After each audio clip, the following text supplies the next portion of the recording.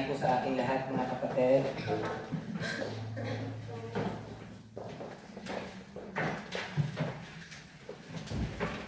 Po pala, congratulations po pala sa ating mga moms. I have seen how you sacrifice really for the preparation and take off yung inyong sacrifices and efforts. Last Sunday was full of joy, talagang hype na hype. Lahat, hindi lamang ng SFN.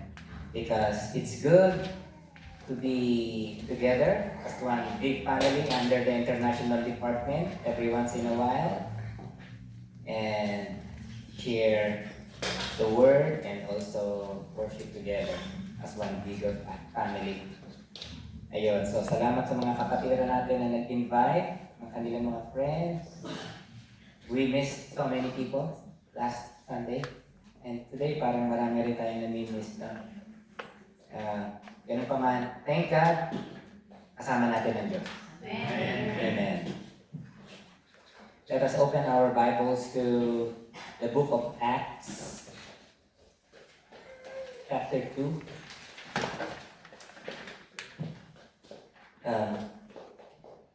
We will read from verse 41.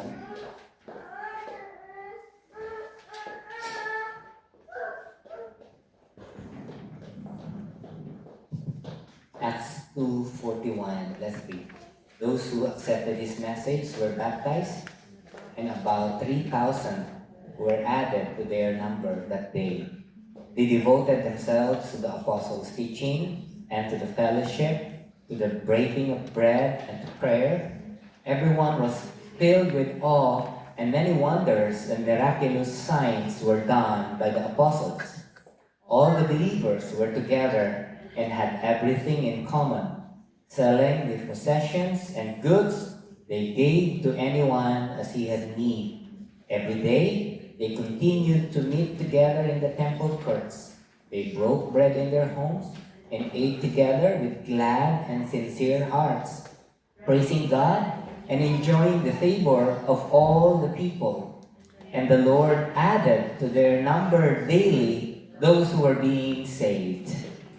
Amen. May the Lord bless the reading of His Word and bless us all dahil you chose to be here to worship God and to listen to God's holy word. Ito po yung kalakasan ng ating buhay spiritual, pagkain ng ating kaluluwa. Kailangan natin at least once a week. Kung hindi kayo nakakabasa regularly ng ating daily devo, at least makadating kayo tuwing Sunday para makakain tayo together ng salita ng Diyos. Amen po ba? Amen. Today, we will revisit the first local church in history. The first church sa mundo. The church at Jerusalem. And I will share with you important points about the church. Kapag pinag-usapan natin yung word na church, hindi po natin tinutukoy dito yung building or religious groups or denominations. Kung ano yung grupo mo o simbahan mo. Ang tinutukoy po natin sa church, it's a gathered community of Christ believers. So yun po yung meaning ng church. Ito yung tumutukoy sa mga tao at hindi sa building o sa simbahan. In the Reformed view, itong Presbyterian ay Reformed. In the Reformed view, it includes all believers and their offspring. So nagustuhan ko yung definition ng church sa Reformed perspective, kasama yung mga bata na anak ninyo kung kayo ay believer. And in a more inclusive term, ang church ay tumutukoy sa elect or the people or chosen people of God. Yan po yung church na tinutukoy at pag-uusapan natin po ngayon. Okay. At yung, ito po yung tinatawag natin universal. Pero tatalakayin din natin, nababanggit din natin sa kaisipan natin yung tinatawag natin local church like SFN. Alright, so let's put that in mind today sa ating pong pag-uusap. Yung church ay tumutukoy sa tao, pero at the same time, kapag nagsama-sama na yung mga tao na yon, yun na yung gathered community of believers, ang tawag, nagkakaroon naman sila ng specific name, like SFM or Jesus is Lord group or Baptist group. So, nagiging localized naman siya. But that also comprises church, the church. Specifically for today, tatalakayin po natin yung isang salita na nabanggit sa verse 41 at sa verse 47, the word added. Sabi dito sa verse 41, those who received His word were baptized, and there were added that day about 3,000 souls. And sa verse 47 naman, sa second part ng verse, and the Lord added to their number daily those who were being saved. And sa Acts 5:14, sinabi rin doon yung word na added. Added to the Lord naman. Yung lahat ng mga believers, they were added to the Lord. So, makinig na lang po kayo. The Lord added. Anong ibig sabihin ng added? Sino yung idinagdag? At kanino idinagdag? So ito po yung ating tinatalakay din sa new members class na. So advanced class na natin. Para pag tinalakay na natin sa yung mga young duty at saka mga ibang kapatid. Pag tinalakay na natin sa ating new members class, may idea na kayo at mas maganda na yung ating discussion. Alright. Added, who were added? Yung mga sumampalataya. Kanino idinagdag? Doon sa mga dati ng nananampalataya. Alright. This gives us the idea that before the birth of the church in Jerusalem, meron ng church.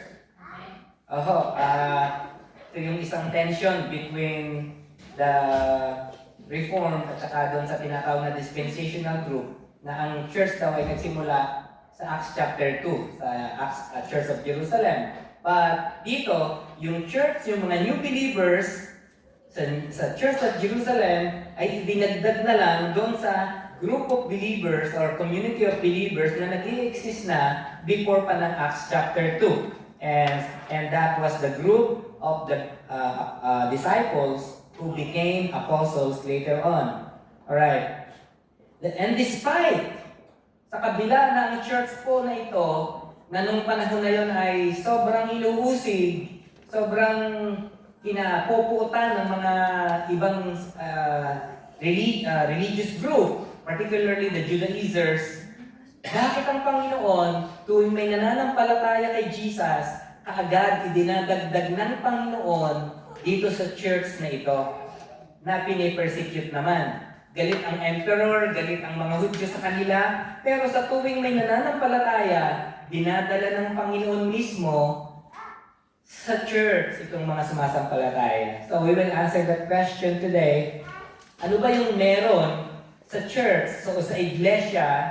When we say iglesia, hindi po ito tumutukoy sa church na iglesia ni Cristo. Ito po yung tumutukoy nga sa community of all the believers of Christ. Okay, so hindi yung particular na simbahan. Okay, ano bang meron dun sa iglesia o sa church na gustong-gusto ng Panginoon na idadagdag tayo ron every time na tayo mananampalataya kay Jesus? Anong meron? There are so many lessons surrounding the church, pero pag-uusapan lang natin 3 reasons bakit tayo dinadagdag ng Panginoon sa church niya. Now, I will be using 3 imageries, yung paglalarawan, imageries, tungkol sa church. Napakarami pong imagery ang Biblia patungkol sa simbahan. Tinawag na flock, tinawag tayong kawan ng Panginoon, mga tupa ng Panginoon, tinatawag din tayong temple of the Holy Spirit, as hindi namang individual believer, kung hindi as a group. Pero today, I will use 3 imageries para mas madali natin matandaan that start with letter B. Una yung body, yung branch, at saka yung bride. These are the 3 imageries na tumutukoy sa church. Body, branch, and bride. The church is the body whose head is the Christ. Sabi ng ating Panginoon, no? Why would God wants you na ma-include sa church niya? Dahil ang church ay katawan ni Kristo. Siya ang head, ang church, ang mga believers, ang katawan. Ito ay isang metaphor. Ito ay isang paghahalin tulad. No? There are many verses in the Bible na tumutukoy po dito sa sinabi ko na to. Sa Matthew 16:18, sabi ni Jesus kay Pedro at sa harapan ng kanyang mga alagad pa, that you are Peter, and upon this rock I will build my church. Sabi ni Jesus, I will build my church. Jesus is the founder, siya yung nagtatag. My church, He is the owner, siya yung may-ari. And He is also the head or the leader of the church. Kapag ang simbahan mo ay iba ang head at hindi si Christ yung ultimate head, umalis ka na dyan. Kasi hindi yun ang tunay na church. Kung ang church, saan man kayo pupunta, hahanapin niyo yung church na si Jesus Christ yung head. Siya yung itinataas sa pangangaral ng salita ng Diyos. Siya yung tanging tagapagligtas. Siya yung tanging Panginoon. At siya yung tanging daan patungo sa Ama. Yun yung basic identification ng church ng ating Panginoong Jesucristo. Paul, sabi ni Pablo, he was a former persecutor ng church. Si Pablo, Saulo dati siya. Siya ay dating Pariseo. Hinahanap niya, hinahabol niya mga Christians, ang church, galit na galit siya sa church, pinapakulong niya yung mga church members, at may ipapatay na nga siya, si Esteban. Subalit, bigla siya naging Christian din mismo, naging believer din mismo, at siya mismo ang nagsabi patungkol sa Panginoon Jesucristo in Ephesians 1:22-23, God placed all things under His feet and appointed Him to be head over everything for the church, which is His body, the fullness of Him, who fills everything in every way. Sa the same book pa rin ng Efeso, sabi niya sa chapter 2, believers are fellow citizens with God's people, members of His household, built on the foundation of the apostles and prophets, with Jesus Christ Himself as the chief cornerstone.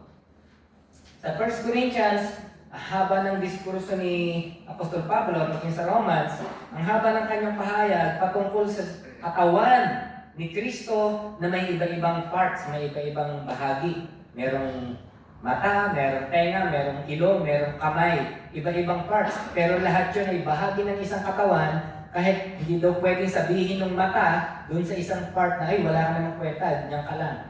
Wala ka namang ginagawa sa church. Pero sabi ni Pablo, ang sakit na nararamdaman ng kalingkingan ay nadarama ng buong katawan kasi bahagi siya ng isang katawan ni Kristo. So hindi natin mamaliitin ang isang kapatid kung sakaling feeling natin siya ay mababa, siya ay poor in spirit. Sabi nga ni Jesus, blessed are the poor in spirit. So hindi lahat ay magagaling, meron din mahihina, meron din tahimik, hindi lahat masalita. Pero sila'y bahagi ng iisang katawan ng ating Panginoon at siya yung head. Amen po ba? So now, unang bagay na makikita natin bakit idinadagdag ng Panginoong Jesucristo ang lahat ng sumasampalataya is because He wants you, every one of you, to be a part of His body. Amen. Sapagkat ang Panginoon gusto niya maging part niya tayo at siya yung head natin. Sabi ng ating Panginoong Jesucristo, we have no life apart from Jesus. Be sure na ikaw ay konektado sa katawan ni Kristo. Hindi lamang po yun yung pag-take ng Holy Communion ng tinapay. Sasabihin sa iyo katawan ni Kristo. Hindi lang po yun. Hindi po yung tinapay na tinutukoy ko, hindi yung church as the body of Christ. Nagsisi ka na ba sa iyong mga kasalanan? Tinanggap mo na ba si Kristo bilang iyong Panginoon na tagapagligtas? Ikaw ba'y nanalig sa Kanya? Iyon po yung tanging paraan para maging bahagi ka ng katawan ng ating Panginoon Jesucristo. In this era of religious pluralism, napakaraming mga simbahan nagsisilabasan, halos mukhang Kristiyano, may hawak din Biblia yung marami, kailangan mong makilala kung sino ka, kung kanino ka nakakonect. Be sure that the head of your church is none other than the Lord Jesus Christ. He must be the Lord and King of your church para maging bahagi ka ng katawan ni Kristo. Amen. Second, the church is the branch of the vine that is meant to bear fruits. John chapter 15 po tayo. Sabi ni Jesus, I am the vine, you are the branches. Kinakausap niyo dito ang kanyang mga alagad. Kinakausap niya ngayon tayo, kung tayo ay alagad ng Panginoon. Sabi pa ni Jesus, whoever abides in me and I in him, he it is that bears much fruit. For apart from me, you can do nothing. Sabi ni Jesus, kung ikaw ay hiwalay sa akin, wala kang magagawa, sabi ng Panginoon. If anyone does not abide in me, pinuputol siya, tinatapon siya, kagaya ng isang sangang hindi nakakonect sa puno, siya ay matutuyo, at ang kanyang sanga ay titipunin, itatapon sa apoy, at susunugin. So kailangan nating nakakonect. Kaya laging dinadala ng Panginoon. Kung ikaw ay believer, if you say you are a Christian, you need to be a part of the church. Hindi ko aalis sa church. Amen. Hindi ka mananatili nag-iisa. You need to be a part of a church ng Panginoong Jesus. Sapagkat if you are disconnected with Him, you have no life in you. Tsak na masusunog ka, tsak na matutuyo ka, mag-isa ka lang. Dahil kalooban ng Panginoon na mapasama ka sa kanyang sa vine. At kapag ikaw ay nakakonect sa kanyang vine, sabi niya, ang aking Ama, ikaw ay kanyang ipuprune para mas lalo kang maging mabunga. While this is, yung mga verses na ito sa John chapter 15 speak of the importance of connectedness, kagaya ng first point natin, dito sa ating second point, ine-emphasize din ito yung kahalagahan ng paglago at pamumunga. Ito naman yung emphasis natin dito sa second point. Bilang isang bahagi ng church, hindi ka lamang nakakonect, kailangan mo rin lumalago at nagbubunga. Gusto ng Panginoon makita ang iyong bunga. You must be connected with the vine in order to bear much fruit. Sabi niya, kung hindi ka connected sa akin, you can do nothing. Ano ba yung tinutukoy niyang fruit? Ano ba yung bunga? Sabi ng mga ilang Bible scholars, ang tinutukoy daw na bunga dito sa John chapter 15 ay yung bunga ng Espiritu. Ano ba yung bunga ng Espiritu? Love, joy, peace, patience, kindness, goodness, faithfulness, meekness, and self-control. Dati-dati ang hirap sa uluhin. Pero later on, dahil naging Bible verse, life verse ko na, pagka medyo napapalayo na ako sa nababackslide na ako, babalikan ko lang itong Galatians 5:22 to 23. Nasa akin pa ba yung bunga ng Espiritu? Pag-ibig, kagalakan, kapayapaan, pagtitiyaga, kabaitan, mabait pa ba ako? Kabutihan ng loob, pagtatapat or katapatan, baka ako'y salawahan na, baka nangangaliwa na ako. Meekness, kaamuan, or pagpipigil sa sarili. May mga tinatamaan ba dyan? So, yun po yung tinutukoy ng marami na fruit dito sa chapter 15 ng John. The fruit of the Spirit. Pero ang sabi po naman ng iba, hindi lamang tumutukoy doon sa spiritual fruit. Tumutukoy din ito sa ating yung gawa natin. No? It includes, but not limited to the fruit of the Spirit. It also includes yung offspring, yung bunga ng ating pagiging Christian, yung acts, deeds, advantage, and praises na na-present sa Panginoon. So yung pagpunta mo sa church, yung iyong pananalangin, yung iyong pagsamba, yung iyong pakikitungo sa kapwa, of course, fruit of the Spirit na rin yun, no? Ay nagpapakita ng bunga ng ating Panginoon na tinutukoy po dito. So, fruit. refers to all the good outcome, both spiritual and practical, sa buhay natin. Out of our connection with Jesus Christ. Bago na ba yung ating mga lumalabas sa bibig, dati-dati sabi ni Brother Cyrus sa kanyang patotoo, kaya pinutol dun sa testimony doon, yung cardboard testimony na alala niyo. Sabi niya, isa doon, yung kada salita niya may murang kasama yung salita, parang normal na lang yung cursing. Akala niya, normal lang yun. Pero binago siya ni Lord at nawala yun, cursing. So yung mga ganon, mga practical ways ng binagong buhay, ito'y bunga ng pagiging konektado natin sa ating Panginoong Jesucristo. Dating basagulero, ngayon mabait na siya, si Brother Rafi, Dati-dati, sa labas, kahit may asawa na siya, gusto niya, barkada pa rin yung tropa niya, baliwala yung family niya, pero later on, mahal na niya yung family niya.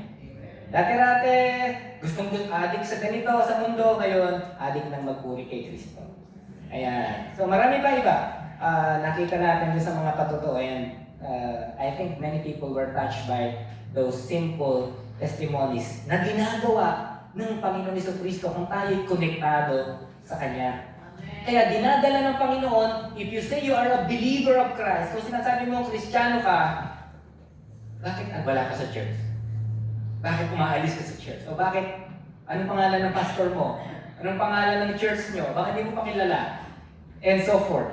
Jesus said, you must be connected to the vine. Apart from Jesus, you have no life in you, and you will wither, matutuyo ka, and you will be thrown away to the fire. Kaya nga, dinadagdag kanya ng Panginoon sa kanyang church, not only for connection, but also for life and fruitfulness. Amen. Hindi naman bigla-bigla mamumunga na agad kayo, di ba? Kahit sa palay, o kahit sa anumang puno. May week, gagamasan muna, papatubigan, may aabunuhan muna, may tamang pag-aasikaso. Later on, kakaranas pa ng mga matinding init, matinding bagyo, o kaya whatever challenges. Then later on, kapag strong ka na, dahan-dahan ka, bubulaklak pa, tapos mamumunga ng konti-konti, saka dalaman na dalaman. So, ganun din sa buhay Kristiyano. And, pangatlo, bago natin talakayin yung practical side ng message natin, yung pangatlong B is the church is the bride. Ito ang dahilan bakit gustong-gusto ng Panginoon na idagdag ka sa church kasi bride yung church. Si Jesus yung groom. Si Jesus yung husband. Sabi ng maraming mga imagery sa Bible. Si Jesus yung groom or husband. And ang church, ang bride. Alright, Matthew 25. Ano yung sabi sa Matthew 25? Yung parable of the 10 virgins. 10 dalaga. Ang 5 ay matalino, ang 5 ay bobo o mangmang. Kasi nag-aantay sa pagdating ng groom. Yung 5 walang langis, yung kanilang ilawan. Yung 5 ay nagdala rin ng langis. Kaya nung dumating na hating gabi, nung gumising na sila, wala palang gas yung 5. So hindi sila, bumili pa sila sa tindahan. And pagbalik nila, nakapasok, sarado na yung pintuan. So the 10 virgins, the parable of the 10 virgins in Matthew 25 refer to the church, to the people waiting for Christ's return. Si Christ yung bridegroom. In 2 Corinthians 11 verse 2, ang mga believers daw doon, sabi ni Pablo, ay katulad ng babaeng nakatakdang ikasal kay Kristo. Sa Ephesians chapter 5, yung lalaki, yung husbands, at saka yung wives, sinasabihan, husbands, love your wives. Kung paanong minahal ni Christ ang church. Wives, submit to your husbands kung paanong ang church ay magsasubmit kay Christ. Pinapakita dito ni Apostol Pablo na ang model ng ating buhay pag-asawa, yung buhay, yung relationship ni Kristo sa church. Ibinigay ni Kristo ang kanyang buhay para sa church. Ang mga husbands, ibibigay dapat nila yung buhay nila para sa asawa nila. At ganun din naman, ang mga babae, ang mga wives ay loyal, nakakonect palagi sa kanyang Yun po dapat yung model, pero dahil nga tayo ay nasa lupang makasalanan, tayo ay minsan hindi nagiging successful kagaya ng picture ng relationship ni Christ at ng church. But it's not the end and it's not hopeless. Ang Panginoon pa rin ay mabiyaya. And so, Christ gave His life. Ephesians 5:25 to 27. Christ gave His life for the church. Para to present the church to Himself as a radiant church without stain or wrinkle or any blemish, but holy and blameless. Sa church, gaganda kayo. As a Christian, hindi lamang as a physical. Siyempre, ang gaganda naman naman at saka ang pupogi naman. Pero, ang ibig natin sabihin, in the church, you can grow mature, become Christ-like, become more beautiful in the sight of God. Paano nangyayari? Because sa church, nagpo-provide ang Panginoon ng mga servants to help you grow in the Lord Jesus Christ. Ephesians 4, verse 11 to 13. Sa church, ibinigay ni Kristo ang mga apostol, propeta, evangelista or evangelists, pastors and teachers to equip His people for the works of service so that the body of Christ may be built up. Yung church yan. So that the body of Christ may be built up until we all reach unity in the faith and in the knowledge of the Son of God and become mature, attaining to the whole measure of the fullness of Jesus Christ. So ang gusto ng ating Panginoon, tayo ay lumago, maging Christ-like, maging kamukha ni Kristo, attaining to the whole measure of the fullness of Christ. At ito ay mangyayari kung ikaw ay nasa church. Sapagkat sa church, naandun yung mga servants of Christ na binigay niya. Apostol, propeta, evangelista, pastor, at saka mga guro. Okay. In Acts chapter 2, dito sa ating binasa kanina, Acts chapter 2, verses 41 to 47, after the believers were baptized, anong ginawa nila? They continued steadfastly in the apostles' teaching and to fellowship, to the breaking of bread, and to prayers. Nakita nila yung mga mahimala na ginawa ng mga apostol. Nakita nila kung paano nagtutulungan ang mga members sa church kapag may problema. Nagdadamayan, nagdadalanginan, nagtutulungan sa loob ng church. Paminsan-minsan natutulungan din natin yung nasa labas ng church. Pero kaninitan, nagtutulungan. Ito yung common or normal attitude ng church. Nagtutulungan ng mga magkakapatiran. Some even sold their possessions to help those in need. Dito sa chapter 2 ng Acts. They prayed for one another, worshiped the Lord with gladness, they served one another with generous hearts. Sa church, lalago po tayo sa Panginoon, sa pananampalataya at sa pamumuhay. Tayo lalakas kung tayo mahina.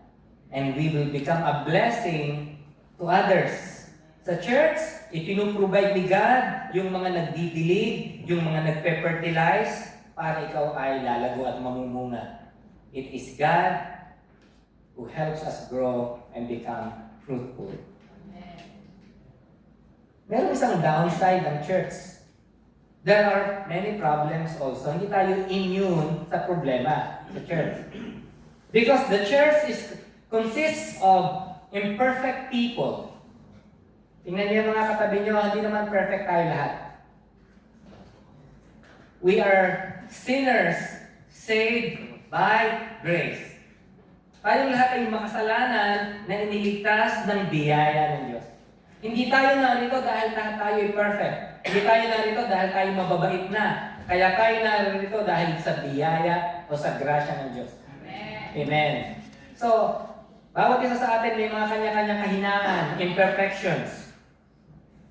But even then, gusto ng Panginoon ang bawat mananampalataya, diyan ka sa church ko, diyan ka sa church ko. Marami rin problema, maraming disappointments din, marami rin, kalimitan, may mga hindi pa rin nabago yung gossips, may mga ilan-ilan, marami pa rin katagong kasalanan, namumuhay pa rin ayon sa laman, but only in the church we can grow. You get out of the church, lalong mapapariwara ang buhay mo. Amen. Sapagkat walang ibang lugar na ginagamit si Lord para baguhin tayo, i-transform tayo, kung hindi sa church na si Kristo ang Panginoon. Amen. Amen. In the church, God provides resources that work together to help us grow in the faith. Hindi ka dapat aalis sa church kapag nakakita ka ng disappointments, kapag nakaranas ka ng trials. Because outside the church, you will never grow. Amen. You have to face your battles with the strength of Christ and guidance of His Spirit. While the church is imperfect in many ways, ang biyaya ng Diyos ay ipinapahayag niya sa church at sa pamamagitan ng church. Despite her many weaknesses, the church reveals the beauty of Christ to the world. Amen. Amen. Kaya aking pagtatapos, mga kapatid, you have to love your church. No matter how imperfect your church may be. Amen. Wala kasing perfect. Sabi ni Pastor Saking, Bong Saking, sabi daw sa kanyang isang member, Pastor, ayaw ko na sa church, aalis na ako. Bakit? Hahanap ako ng perfect na church kasi sa church natin, hindi ako nagagandahan. Ay, wala akong makikitang perfect church sa mundo. Doon sa langit, meron. Eh kung may makakita ka man daw na perfect church, pag pumunta ka doon, hindi na yung perfect kasi nandun ka na.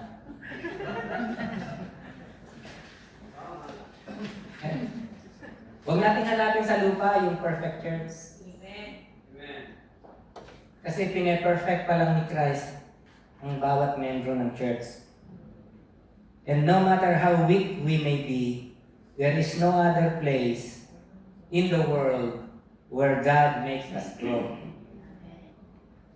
The church is the venue where we connect, where we worship together. Saan kayo pupunta na may ka-worship kayo nang nag-worship sa Panginoon na hindi church? Saan kayo pupunta na hiwalay sa church na meron kayong Bible study at meron kayong prayer meeting na hindi church? Only in the church. The church is the place where God prepares its citizens for kingdom life. Gusto nyong pumunta sa langit? Mag-practice kayo ng buhay langit sa church. Hindi nyo mapapractice ang kingdom life, ang heavenly life, kung hiwalay kayo sa church. Amen. Dito sa church, sa langit kasi puro praising, di ba? Worshiping God. Makita mo pa lamang yung glory ni God, mapapa-worship ka na, pero saan ka nag-practice? Sa church ng Panginoon. Heaven is not the place to prepare its citizens for heavenly life, for kingdom life. Sa church niya yun ipiniprepare. The church always aims to bring us closer to God and build up our faith. Dito sa church, ay tuturo ang Biblia, ang salita ng Diyos. Malalaman natin sino ang Diyos. Malalaman natin paano ang paglapit sa Diyos, paano makakapunta sa Panginoon. Dito sa church, inuturo na sa atin paano yung pamumuhay bilang mga anak ng Diyos. It connects us with God and it connects us with other believers. Here we can worship together, encourage one another, and serve others too. Kaya nga, ang ating topic, ang ating title sa sermon natin, added. Added. The Lord added. Added to His church. God adds every believer to His church to be blessed. And ikalawa, to be a blessing. Amen. Amen. Napakaganda ng salita ng Diyos, no? Nakaka-encourage. And so I encourage you, stay lang kayo kahit marami kayong napapansin na hindi kaaya-aya minsan. Imperfect tayo eh. Pero tuloy lang.